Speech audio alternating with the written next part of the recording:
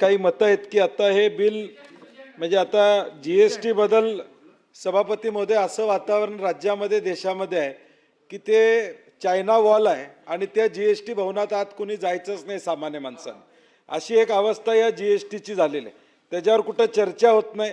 त्याच्यावर आता प्रसाद लाड बोलले, प्रवीणजी बोलले, जीएसटी म्हणलं की एक वेगळं काहीतरी आहे आणि त्याच्याने आमचा काही संबंधच नाही असं आहे, परंतु ते जीएसटी घ्यायचं ते घेतात। आता हे तुम्ही बिल आणले, केंद्रानं सांगितलं कॉपी आणि पेस्ट तुम्ही करा लागले। तुम्ही महाराष्ट्रानं काय अभ्यास केला का, ह्याचा इम्पॅक्ट काय पडला आहे?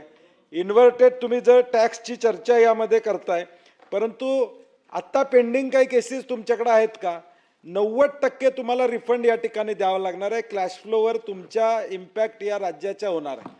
तुमच्या कॅश फ्लोवर त्याचा किती इम्पॅक्ट होणार आहे त्याची आता तुम्ही सप्लिमेंटरीमध्ये तरतूद केलेली आहे का? ती आकडेवारी काय तुम्ही सांगणार नाही, तुम्ही म्हणणार डिसेंबरला आम्ही ते करू, परंतु हा फायदा हा बारक्या ग्राहकाला या ठिकाणी होणार नाही। मोठ्या एक्सपोर्टर लोकांनाच, ॲग्रिगेटरनाच ह्याचा फायदा त्या ठिकाणी होणार आहे, लहान लोकांना होणार नाही। कारण की मुळात जीएसटीमध्ये स्टाफच नाही, मॅनपॉवर तुमचा कमी आहे, तुमचं IT इन्फ्रास्ट्रक्चर एवढं चुकीचं आहे की कुठलीही गोष्ट गेली तर ते त्या ठिकाणी दुरुस्त होऊन येणे अवघड होतंय। एवढा त्रास सामान्य माणसांना आत्ता देखील या ठिकाणी।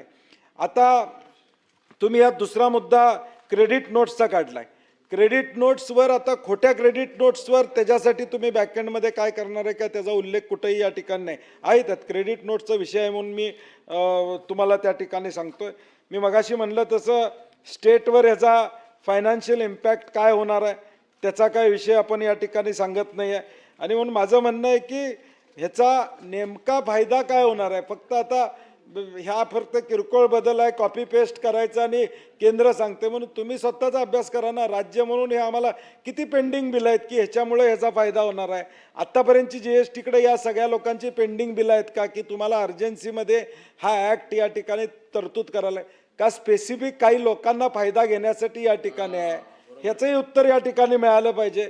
स्पेसिफिक काही लोकांना बोटावर मोजणे इतक्या लोकांना फायदा व्हावा म्हणून हा कायदा या ठिकाणी येतोय का सभापती महोदय? त्याचा लार्जर इंटरेस्ट पाहिजे। ज्यावेळी विधिमंडळात कायदे होतात त्यावेळी राज्यातल्या किती टक्के लोकांना त्याचा फायदा होतो विधिमंडळात हा महत्त्वाचा।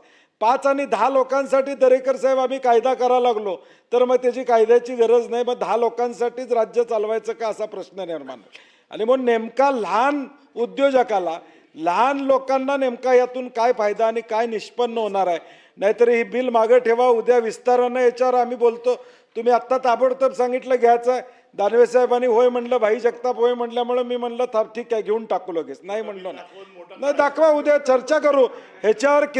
किमान दीड तास मला बोलता येईल, किमान तासभर बोलता येईल। प्रवीण दरेकर यांनी थोडं बोललेलं आहे, परंतु किमान हे कुणाच्या तरी ठराविक डोक्यात ठेवून हा या ठिकाणी कॉपी पेस्ट, केंद्राचा कॉपी पेस्ट फक्त करायचा, स्वतःचं डोकं राज्याचं वापरायचं नाही, राज्याचं हित काय बघायचं नाही, आपल्या कॅश फ्लोवर काय परिणाम होणार आहे त्याचा विचार या ठिकाणी केलेला नाही। सविस्तर उत्तर या ठिकाणी मिळावं अशी आमची अपेक्षा असणार आहे। कोल्हापूर जिल्ह्यातील सर्वच अचूक घडामोडींसाठी डिजिटल कोल्हापूरच्या सर्वच प्लॅटफॉर्मला लाईक, फॉलो, सबस्क्राईब करा।